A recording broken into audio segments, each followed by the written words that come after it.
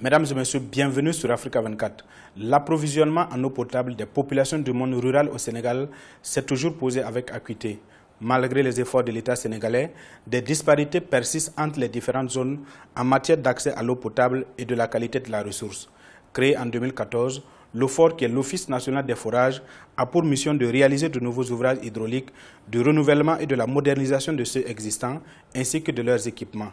Et pour en connaître davantage des missions de cette institution publique, nous sommes allés à la rencontre de son directeur général, M. Lassina Gaïn Saho. Présentez-nous l'Office national des forages.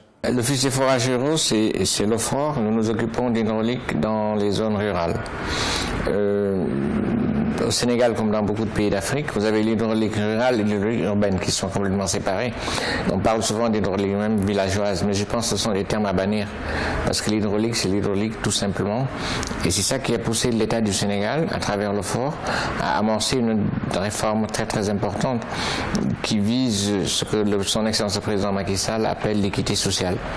Arriver à donner de l'eau aux Sénégalais partout où les populations seront, que ce soit en zone rurale, que ce soit en zone urbaine. Depuis sa création en 2014, quel bilan peut-on faire des activités de l'OFOR?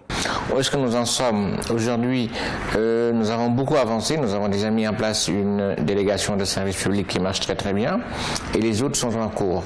Où est-ce que nous en sommes? Le Sénégal est un des pays les plus importants, un des premiers pays en termes de taux d'accès à l'eau potable en Afrique, mais nous voulons aller plus loin. Aller plus loin, c'est nous arrimer aux ODD, arriver à donner de l'eau potable, je dis bien de l'eau potable à tous les foyers dans les maisons. C'est pour ça que la vision de l'OFOR, c'est un foyer, un point d'eau potable. C'est là où nous en sommes. Taux d'accès très satisfaisant, avancé très très vite dans la délégation de services publics, mais maintenant nous orienter résolument vers les ODD, donner à chaque Sénégalais où est-ce qu'il puisse se trouver un point d'eau dans sa maison, mais un point d'eau potable. L'une des missions de l'OFOR est l'atteinte des objectifs de développement en matière de disponibilité de l'eau potable au Sénégal. Quelle est votre stratégie afin d'atteindre ces objectifs? C'est d'abord faire un état des lieux, de gros investissements, regarder la réalité en face.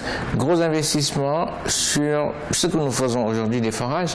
Rien que sur cette année, on a un projet de 281 forages qu'on va réaliser avec la coopération chinoise.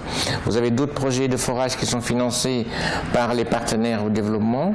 Donc je pense que l'accès ne sera plus possible. L'accès, c'est donner l'eau aux populations. Maintenant, naturellement, on va continuer à travailler dans les investissements. L'investissement, c'est amener l'eau à la maison. Parce que les ODD, c'est quoi? Les ODD, c'est d'abord que la personne qui doit aller chercher de l'eau ne doit pas se dépasser plus de 30 minutes aller-retour. Ça veut dire qu'il faut rapprocher le point d'eau aux populations, ce que nous faisons. Mais c'est surtout que ce soit de l'eau potable. L'eau, c'est la vie, on dit, mais que ce soit forcément de l'eau potable. Et justement, tout ce que nous sommes en train de faire, ça serait dans cette démarche. Anticiper, avoir des plans, mais surtout faire de gros investissements dans le domaine. À combien s'évalue le besoin en eau potable au Sénégal? Il y a des ratios, il y a des ratios qui existent. Je ne parlerai pas de besoin, je parle de taux d'accès. Nous sommes autour de 90% de taux d'accès. Ça veut dire que quand vous prenez 100 Sénégalais, les 90 ont accès à de l'eau potable. Mais ça, c'est des calculs qui sont grossières. En réalité, peut-être qu'on est loin de ça. Mais justement, les ODD vont nous pousser à changer carrément d'approche. Parce que les ODD, ça vise des personnes physiques. Ça veut dire quand vous direz que vous avez 90% de taux d'accès, vous avez 90% du peuple sénégalais qui a accès à de l'eau. Ça n'est pas ce que ça veut dire aujourd'hui. Aujourd'hui, on est dans des grandeurs comme ça seulement. Et justement, ces ODD vont nous pousser à changer carrément de politique. Naturellement, à être beaucoup plus ambitieux dans la façon de faire ce que nous sommes déjà. Quelle est la vision de l'OFOR? Je pense qu'il faut rompre avec les forages. On a une culture de forage et faire ce qu'on appelle des transferts d'eau. Nous en avons déjà un qui marche très bien. Vous transférez l'eau à 400 km. C'est ce que nous faisons dans l'urbain aujourd'hui. Et je pense vraiment qu'il faut qu'on change de paradigme. Nous avons ce qu'on appelle au Sénégal le bassin arachidier. C'est les régions de Kaolack, Kaffrine et Fatick. L'eau est très salée dans cette zone. Il faut aller chercher de l'eau plus loin, à 100 km, 200 km, de l'eau douce et donner cette eau-là à des populations. Mais je pense qu'il faut que nous changions un peu d'approche et ce que nous sommes en train de faire aujourd'hui actuellement.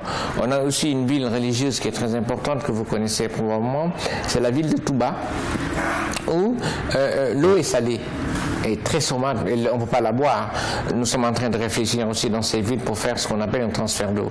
Vous avez toute la partie est du Sénégal, qu'on appelle le Sénégal oriental, qu'on appelle la zone de socle, où les ressources en eau sont très faibles.